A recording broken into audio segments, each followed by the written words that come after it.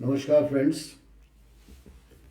हम लोग class 11th की अकाउंटेंसी स्टडी करने जा रहे हैं, जिसमें कि जितने भी चैप्टर्स उनके बारे में मैं आपको बताऊंगा और किस तरीके से उन चैप्टर्स को आपने एग्जामिनेशन में क्रैक करना है, कहाँ कहाँ पर हमें दिक्कत आती है, तो उसके बारे में हम लोग समझेंगे। तो सबसे पहला चैप्टर जो आपने अकाउंटेंसी में पढ़ा है, that is introduction to accounting.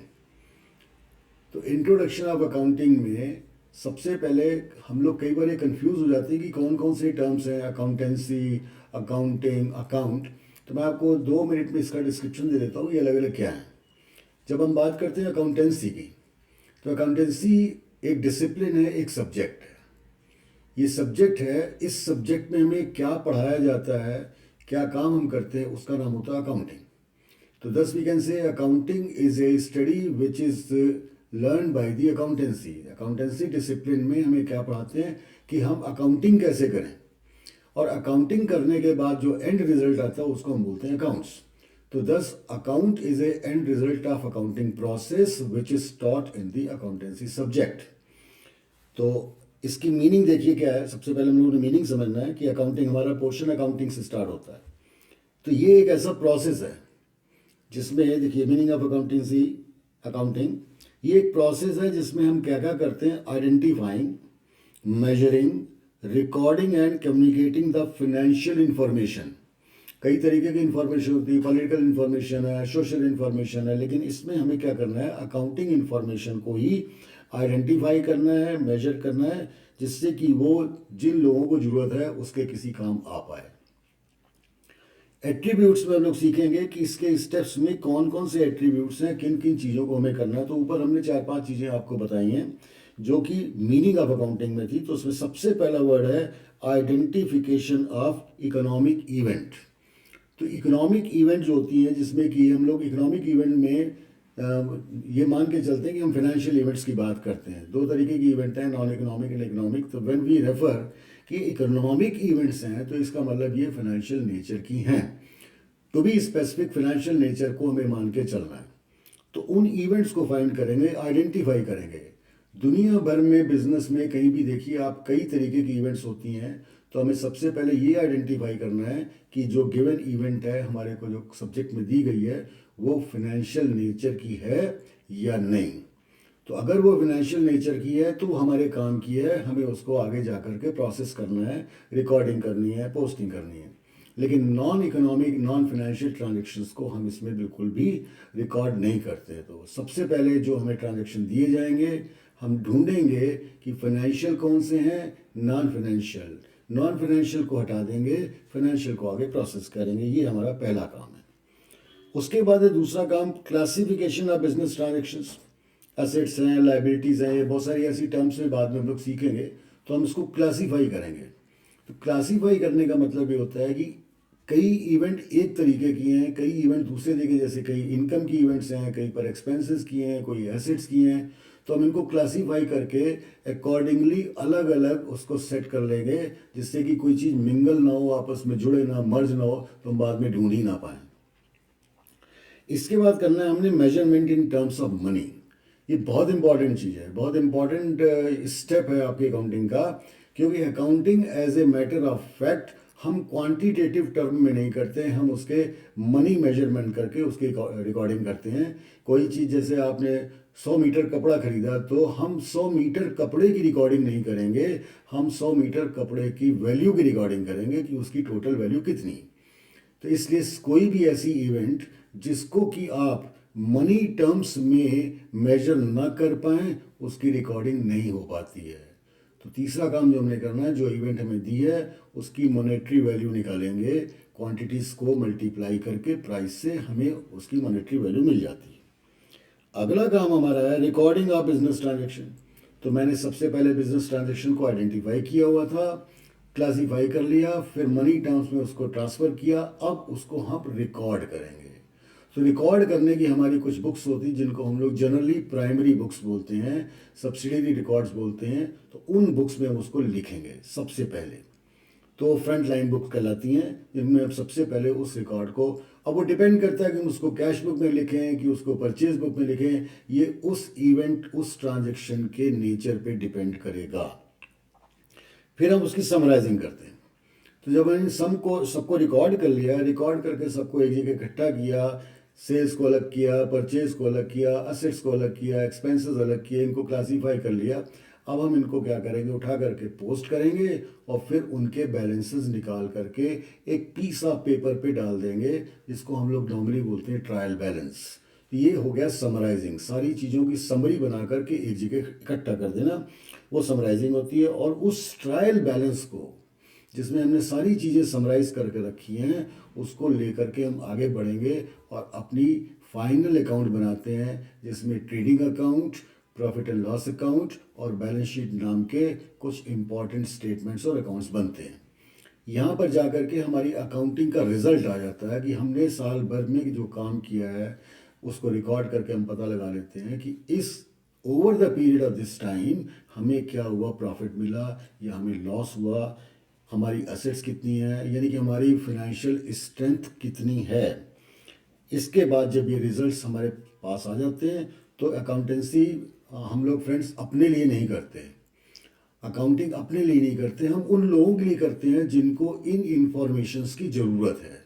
जैसे फॉर एग्जांपल आपका टैक्स डिपार्टमेंट हो गया, आपके स्कॉलर्स हो गए, आपके अपने ओनर्स हैं, बिजनेस के वर्कर्स हैं, इन सबको उसकी ज़रूरत होती है। तो फिर हम ये इंफॉर्मेशंस को जो हमने अपने इस प्रोसेस से कलेक्ट की थी, ये उन लोगों को कम्युनिकेट कर देते हैं, उनको दे देते हैं कि भाई आप जिस भी एंगल से इसको देखना चाहते हैं, जो आपका इंटरेस्ट है, उस इंटरेस्ट को ढूंढिए और अपने आप डिसीजंस को बना लीजिए। तो ये हुआ आपका एक प्रोसेस, जिसको अकाउंटिंग प्रोसेस आगे आगे दोबारा दिया गया है। सेम चीज़ उसमें है, आइडेंटिफिकेशन करना है, रिकॉर्डिंग करना है, पहले उसको मनी में कन्वर्ट करके रिकॉर्ड करेंगे, क्लासीफाई करेंगे, समराइज करेंगे, फिर एनालिसिस और इंटरप्रिटेशन लोग अपने अपने ढंग से करते हैं और फिर हम उसको कम्युनिकेट कर देते हैं। तो ये इस तरीके से अकाउंटिंग का एक आपको मीन्स मोटा मोटा मतलब समझ में आ गया कि हम ये क्यों करते हैं और कैसे करते हैं। अब इसके ऑब्जेक्टिव क्या हैं, क्यों हम इसको करते हैं। तो ऑब्जेक्टिव में देखिए, सबसे पहला काम है कि ये इंफॉर्मेशन सिस्टमेटिक वे में प्रोवाइड करता है, हैपहज़ार्डस और इधर उधर बिखरी हुई इंफॉर्मेशन नहीं होती, वो एक सेट वे में ला करके जिसको उसकी ज़रूरत है उसी के तरीके से उसको पेश किया जाता है, सो दैट कि उसका कोई मतलब सॉल्व हो जाए, वो अपना कोई डिसीजन ले सके। तो पहला काम ये है कि अपनी अकाउंटिंग इंफॉर्मेशन को एक अच्छे ढंग से लोगों के सामने इसको प्रेजेंट करना।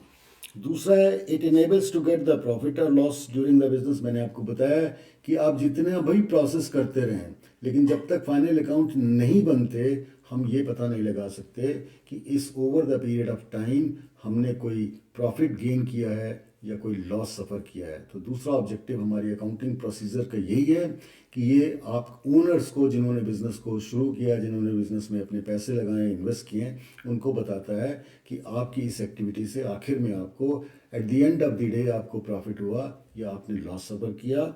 और उसके बाद तीसरा पार्ट जो है, जो तीसरा ऑब्जेक्टिव है इसका, वो ये बताता है आपको कि आपके बिजनेस की स्थिति क्या है, क्या पोजीशन है उसकी। पोजीशन का मतलब आपकी फाइनेंशियल स्ट्रेंथ, जो ताकत है बिजनेस की, आपकी एसेट्स ज़्यादा हैं या आपकी लायबिलिटीज़ ज़्यादा हैं, आपको ज़्यादा रिकवर कर सकते हो या ज़्यादा आपको पे करना पड़ेगा। ये सब चीज़ें हम एक और डॉक्यूमेंट में प्रेजेंट करते हैं जिसका नाम होता है बैलेंस शीट। तो balance sheet is the statement showing the strength, financial strength of the business. Accountancy इधर कुछ ईयर्स में हमने देखा है कि इसका रोल डिफरेंट होता जा रहा है। पहले छोटा रोल था इसका, अब ये क्या हो रहा है कि इसका रोल क्या है, it is a language to communicate the information. तो अकाउंटेंसी को हम एक फाइनेंशियल ट्रांजेक्शन्स का कम्युनिकेशन की लैंग्वेज भी समझते हैं कि हमने आपने जो चीज़ें की हैं उसको हम कैसे लोगों को कम्युनिकेट कर रहे हैं, ये उसकी एक लैंग्वेज बन जाती है। Provide the valuable information, valuable information यानी कि जिस इंफॉर्मेशन से किसी को कोई फ़ायदा होने वाला है। तो ये इंफॉर्मेशन कई सेक्टर्स को, कई तरीके के लोगों को, जो स्टेक होल्डर्स है बिजनेस के, जिनका बिजनेस में कोई इंटरेस्ट है, उनको अलग अलग ढंग से हेल्प करती है। जैसे ओनर्स को बताती है कि आपने प्रॉफिट जनरेट किया कि लॉस किया, आपको आगे कैसे प्लानिंग करनी चाहिए, आपके फ्यूचर एक्शंस कैसे होने चाहिए। तो 1 साल की अकाउंटिंग उसको आने वाले कई ईयर्स की प्लानिंग करके दे देती है। उसके बाद ये क्वांटिटेटिव इंफॉर्मेशन जो कि इकोनॉमिक डिसीजंस के लिए हमको आगे ज़रूरत पड़ती है। फॉर एग्जांपल अगर हमारे को सेल्स कम मिल रही है तो हमें क्या करना है इसको सेल्स को बढ़ाने के लिए, या हमको किस तरीके से, अगर हमारा प्रॉफिट मार्जिन कम है तो उसको कैसे बढ़ाएं, क्या हमको कॉस्ट कट करनी चाहिए, क्या हमको प्राइस बढ़ा देना चाहिए। तो जितने भी तरीके होते हैं उनको ये बताता है अकाउंटेंसी कि आप इसको क्या कर सकते हैं जिससे कि आपकी प्रॉफिटेबिलिटी आगे बढ़ जाए। अब इसके ब्रांचेस, कितनी ब्रांचेस हैं, आपने कई बार सुना होगा कि वो चार्टेड अकाउंटेंट है, तो वो कॉस्ट अकाउंटेंट है, तो वो मैनेजमेंट अकाउंटेंट है। तो थोड़ा थोड़ा हमको इसके बारे में समझना है कि कितनी तरीके की अकाउंटेंसी होती है। तो पहली इसमें है फाइनेंशियल अकाउंटिंग, जो हम लोग पढ़ेंगे। जो हमारा सिलेबस है वो फाइनेंशियल अकाउंटिंग के ऊपर बेस्ड है, जिसमें हम बुक कीपिंग पढ़ेंगे और उसके बाद फाइनेंशियल स्टेटमेंट, जैसे अभी अभी मैंने आपको बताया बीच में जैसे रिकॉर्डिंग हुई है, क्लासिफिकेशन हुआ है, ये सारी की सारी चीज़ें बुक कीपिंग का पार्ट है। फिर बुक कीपिंग जहाँ ख़त्म हो जाती है तो अकाउंटिंग शुरू हो जाती है, जहाँ पर हम ये फाइनेंशियल डिसीजंस लेते हैं, फाइनेंशियल स्टेटमेंट बनाते हैं, इन सबको प्रिपेयर करके देखते हैं। तो इन दोनों को सम करके देखें तो उसको हम लोग बोलते हैं financial accounting. Cost accounting on the other hand ये थोड़ी सी डिफरेंट है। ये फाइनेंशियल नहीं है, ये कॉस्टिंग करती है। ये हमें बताती है कि आपने जितना भी आउटपुट किया है उसमें कितनी टोटल कॉस्ट लगी है, कितनी आपकी प्राइम कॉस्ट थी, कितनी आपकी ओवरहेड कॉस्ट है। ये इसलिए ज़रूरी होता है कि हम समझ लें कि हमें अपनी प्राइम कॉस्ट को कम करना है या अपनी ओवरहेड कॉस्ट को कम करना है, कौन सी कॉस्ट के हम कट कर सकते हैं जिससे कि हमारे को आप प्रॉफिटेबिलिटी बढ़ जाए।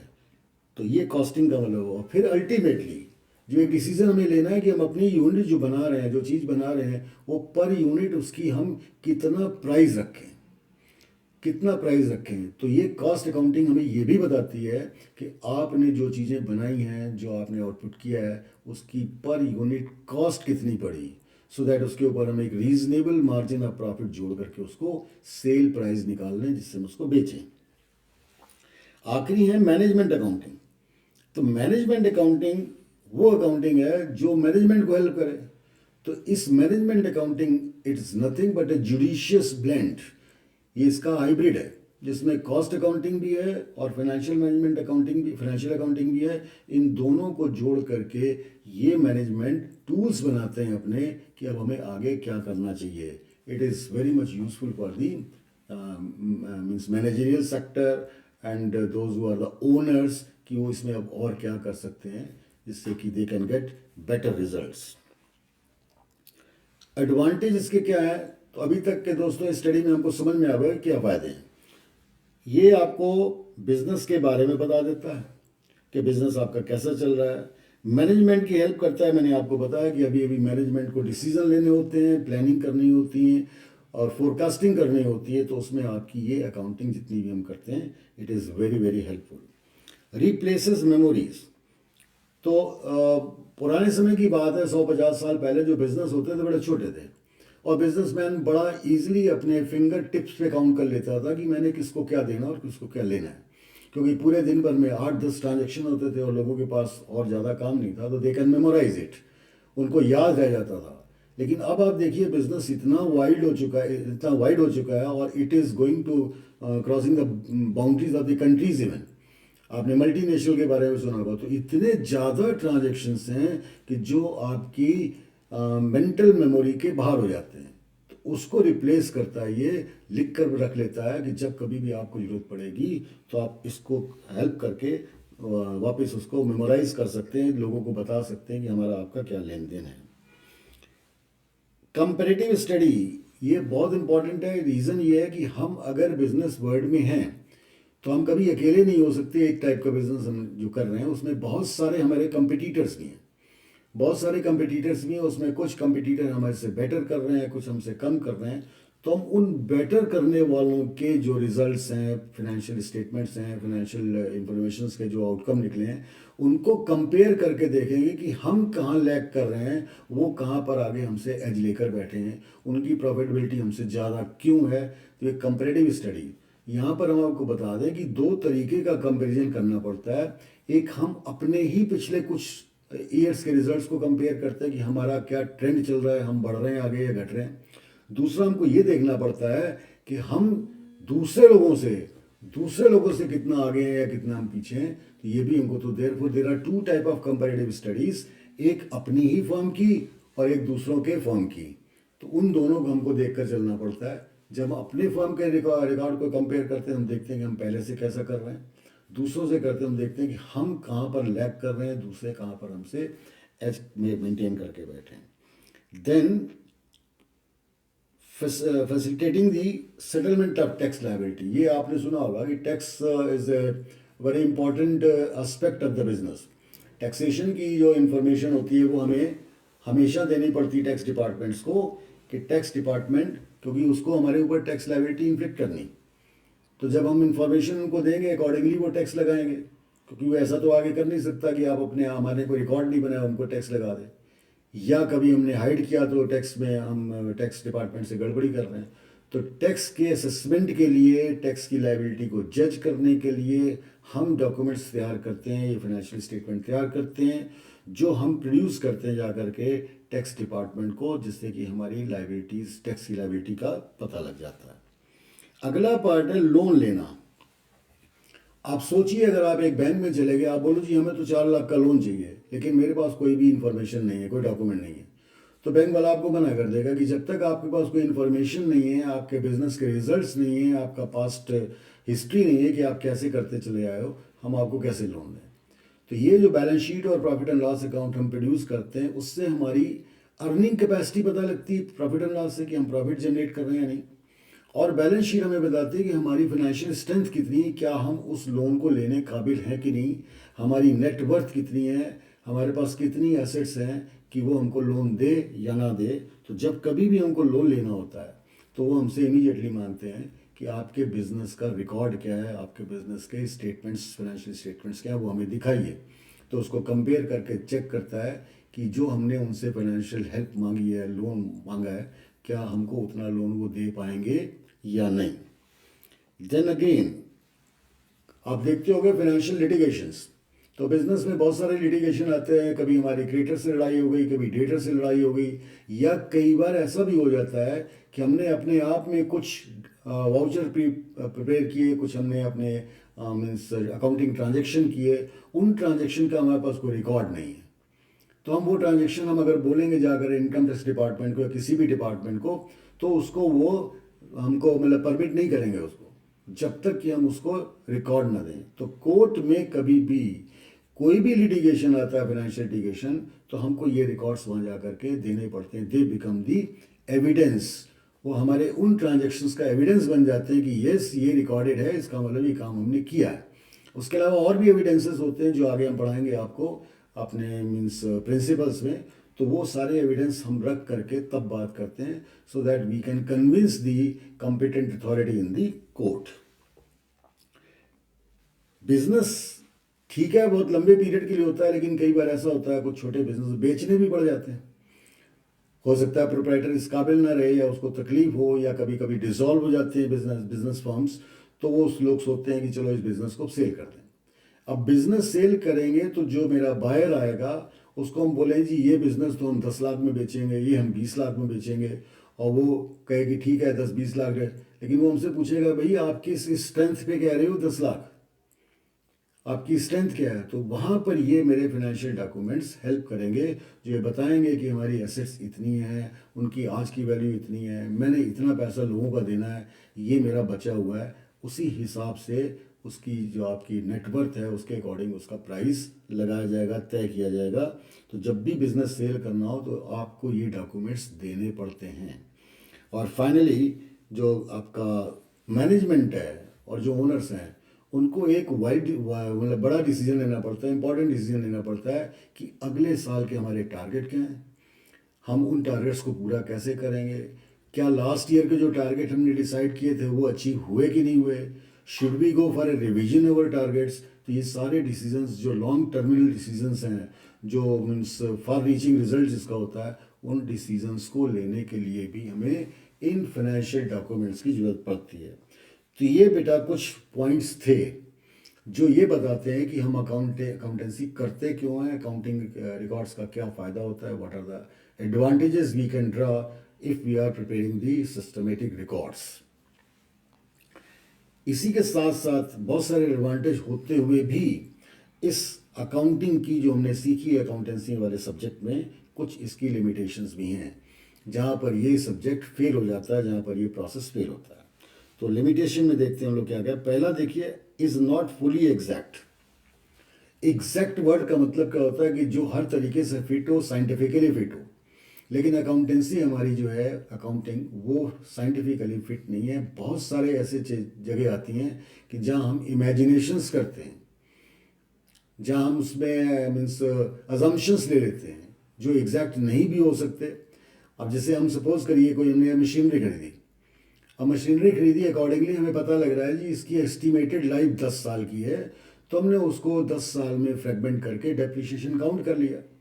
लेकिन अगर वो मशीन हमारी 5 साल में ही टूट गई, या बहुत अच्छे मेंटेनेंस की वजह से कोई पीस अच्छा निकला, वो 15 साल चल गई, तो मेरा ये अजम्पशन कि 10 साल चलेगी, ये फेल हो गया, ये एग्जैक्ट नहीं रहा।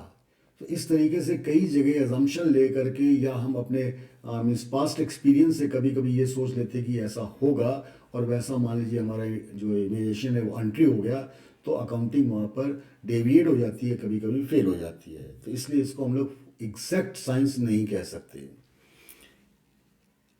Accounting does not indicate the realisable value. अब देखिए, एक होती है रियलाइजेबल वैल्यू, एक होती है बुक वैल्यू। आप जब अकाउंटिंग कर रहे हो तो आप अकाउंटिंग में बुक वैल्यू लिख रहे हो कि उसकी आपकी बुक्स में क्या वैल्यू है। रियलाइजेबल वैल्यू वो होती है जब इसको बाहर आप बेचने जाओगे, जो ये रियलाइज करेगी, चाहे वो लाइबिलिटी हो चाहे वो लाइबिलिटीज का पेमेंट वैल्यू डिफरेंट हो सकता है, बुक वैल्यू डिफरेंट हो सकता है। असेट्स का रियलाइजेबल वैल्यू डिफरेंट हो सकता है, बुक वैल्यू। तो अकाउंटिंग बुक वैल्यू शो करती है, ये कभी भी रियलाइजेबल वैल्यू शो नहीं करती, क्योंकि रियलाइजेबल वैल्यू तो उस समय जो वैल्यूअर आएगा, करंट वैल्यूअर, वो ही बता सकता है। तो वो करंट लेवल की बात को कई बार अकाउंटिंग रिकॉर्ड्स प्रॉपर शो नहीं करते। ये बहुत डिफिकल्ट होता है कि जो वैल्यू इस समय मार्केट में चल रही हो, वही वैल्यू हमारी बुक्स में भी हो। तो इसलिए कहा जाता है कि ये आपका रियलाइजेबल वैल्यू से थोड़ा सा डिफरेंट हो सकता है, मे बी ओवर स्टेट हो सकता है या अंडर स्टेट हो सकता है। क्वालिटेटिव एलिमेंट को ये इग्नोर करता है। This is the biggest limitation. जितनी भी क्वालिटेटिव चीज़ें हैं जो आपके बिजनेस को घटा रही हैं या बढ़ा रही हैं, उनको ये कभी भी डिस्क्लोज नहीं कर सकता, क्योंकि क्वालिटेटिव एस्पेक्ट्स को हम मनी टर्म्स में मेजर कर ही नहीं सकते।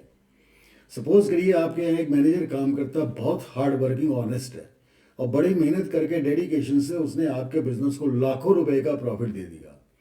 और अगर हम चाहें कि उसकी ऑनेस्टी को, उसकी हार्ड वर्कमैनशिप को रिकॉर्ड कर लें, वो फ्रेंड्स पॉसिबल नहीं है, क्योंकि हार्ड वर्कमैनशिप को हम कभी मनी मेजरमेंट में नहीं ले सकते, उसका मॉनेटरी वैल्यू ढूंढ ही नहीं सकते। इसी तरीके से कोई मीन्स गलत आदमी आ गया, उसने आपके बिजनेस को फेल कर दिया, तो उसके इस डिसऑनेस्टी को भी हम कभी रिकॉर्ड नहीं कर सकते। तो इसलिए qualitative aspects, qualitative character of the people जो आपके यहाँ काम कर रहे हैं, उनकी क्वालिटीज़ को हम कभी भी मनी टर्म्स में मेजर नहीं कर सकते, इसलिए उसकी रिकॉर्डिंग भी पॉसिबल नहीं है। नेक्स्ट है, it ignores the effect of price level changes. It's a wonderful thing. Price level changes means inflation and deflation. Prices की वैल्यू बढ़ती जाती है, लेकिन आपकी बुक्स में जो चीज़ें लिखी हैं उनकी वैल्यू नहीं बढ़ रही है।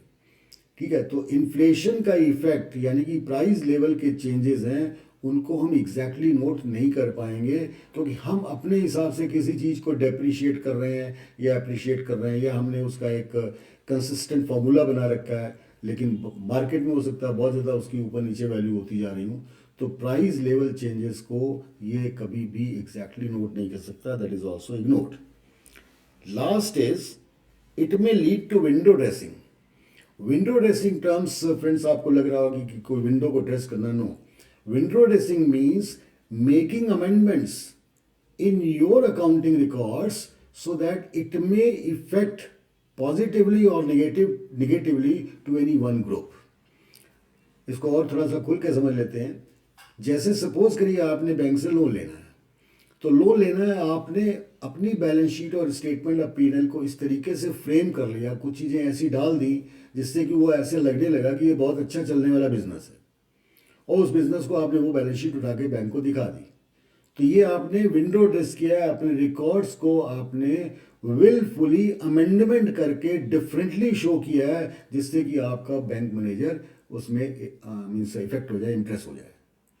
ठीक है, एक एग्जांपल इसका बताते हैं। सपोज करिए आपके पास, आपके बिजनेस ने 10 लाख की पूंजी लगाई हुई, कैपिटल 10 लाख की है, और उसने अपनी वाइफ से एक लोन ले लिया, वाइफ से लोन। तो उसको लगा कि वाइफ का लोन तो इंटरनल लोन है, तो उसको उसने कैपिटल में शो कर दिया कि मेरी कैपिटल तो 10 नहीं 15 लाख है, 15 लाख है, तो इसलिए वो 15 लाख कैपिटल शो कर रहा है, लेकिन एक्चुअली 15 लाख तो कैपिटल नहीं है, 10 लाख की उसकी अपनी कैपिटल है। ए 5 lakh loan is taken from A third party. These friends, relatives and friends, they are of course the first party for the owner, but for the business they are the third parties. So it is taken as a window dressing. अब बात करते हैं information. तो accounting information जो financial nature की चीज़ें होती हैं उनको बताती है, और जिससे कि लोग डिसीजन ले सकें। टाइप ऑफ अकाउंटिंग इन्फॉर्मेशन, कुछ प्रॉफिट एंड लॉस की इन्फॉर्मेशन हैं, कुछ फाइनेंशियल स्ट्रेंथ की जो हम बहुत बार डिस्कस कर चुके हैं, और कैश फ्लो मीन्स कैश का इनफ्लो एंड आउटफ्लो, मतलब generation of cash and use of cash, ये बताता है। यूजर्स इसके कौन कौन से हैं? यूजर्स में आपके हैं ओनर्स, जो बिजनेस के मालिक हैं, वो इसको यूज़ करते हैं, और उनका एरिया ऑफ इंटरेस्ट क्या है कि इन्वेस्टमेंट उनको रिजल्ट मिला या नहीं मिला, मतलब प्रॉफिट मिला कि नहीं। Management is also interested to जज दी प्रॉफिटेबिलिटी, और उसको आगे डिसीजन लेने होते हैं। Then after it looks about the solvency, liquidity, के बिजनेस सॉल्वेंट है, सॉल्वेंट का मतलब इसकी एसेट्स ज़्यादा है, इनसॉल्वेंट मीन्स लायबिलिटी ज़्यादा है। इन सब के लिए मैनेजमेंट इसको चेक करता है अपने अकाउंटिंग को। एम्प्लॉयज़ एंड वर्कर ये देखते हैं कि उनकी सैलरी में इंक्रीमेंट मिलेगा कि नहीं, बोनस मिलेगा कि नहीं, their own interest is there. तो these are some of the internal users. और कुछ एक्सटर्नल है जो कि बिजनेस के अपने नहीं है, जैसे आपके बैंक और फाइनेंशियल इंस्टीट्यूशंस, इनको चेक करना होता है आपकी प्रॉफिटेबिलिटी कितनी है, आपकी सॉल्वेंसी कितनी है। इन चीज़ों को देख के ही वो आपको लोन देंगे। पोटेंशियल इन्वेस्टर्स, कोई नया लोग जो आपके शेयर खरीदना चाहते हैं, वो चेक करते हैं कि आपकी बिजनेस का क्या स्ट्रेंथ है, जिससे कि वो शेयर में इन्वेस्टमेंट कर सके, डिसीजन ले सके। क्रेडिटर्स ये वो होते हैं जिन्होंने आपको उधार दिया होता है, उधार पे आपको गुड्स दिए हो या और किसी तरीके का जो आपको पेमेंट किया हो, वो ये चेक करते हैं कि आपकी सॉल्वेंसी का स्टेटस क्या है। गवर्नमेंट और इसकी अथॉरिटीज़, गवर्नमेंट की अथॉरिटी मैंने आपको पहले ही बताया कि इसकी सबसे बड़ी अथॉरिटी है आपकी tax authority. They are interested in looking these statements so that they can means put a correct liability on you. Researcher जैसे हम आप लोग हैं, स्टूडेंट्स हैं, उनको कई बार देखना होता है जी ये आयरन एंड स्टील इंडस्ट्री का क्या ट्रेंड चल रहा है कंट्री में, तो हमारे स्टेटमेंट देखें। लेकिन they are interested only in the financial statement of iron and ore industry या iron steel industry, whatever is their area where they are doing the research. And then now qualitative characters, कुछ character आपकी study में होने जरूरी हैं। Reliability means your accounting information must be reliable enough, जिससे कि जो इसको पढ़ रहा है, जिसको समझ रहा है, वो रिलाय कर सके। रेलेवेंस, इररिलेवेंट चीज़ें आप अकाउंटेंसी में डालेंगे तो उसका कोई किसी को मतलब नहीं है। Accounting must be means show the only relevant information जो किसी के काम की हो। Understandability, it should be such A way, the presentation should be such a good presentation कि पीपल कैन अंडरस्टैंड इट। आप कोई ऊंच नीच चीज़ें, ऐसी ऐसी चीज़ें जिनका पब्लिक को कोई मतलब नहीं है, वो आप डाल रहे हो, या इस मोड में आपने डाला कि लोग उसको समझ ही नहीं पा रहे हैं। तो इसको इतना सिंपल बना के प्रेजेंट करना पड़ता है कि पीपल कैन अंडरस्टैंड। और लास्ट कंपेरेबिलिटी, ये मैंने अभी आपको बताया था, इंटरनल कंपैरिजन या एक्सटर्नल कंपैरिजन, तो उसके लिए ज़रूरी है कि ये भी क्वालिटी आपकी अकाउंट्स में होनी चाहिए। थैंक यू दोस्तों। अगले वीडियो में हम लोग डिस्कस करेंगे बाकी के चैप्टर्स। ये पहले चैप्टर की आपकी फंडामेंटल चीज़ें थी। आई होप को आपको चैप्टर अच्छा लगा होगा। कोई आपकी क्वेरी हो तो आप प्लीज़ लिंक के ऊपर मेरे को इसको पोस्ट कर सकते हैं। धन्यवाद।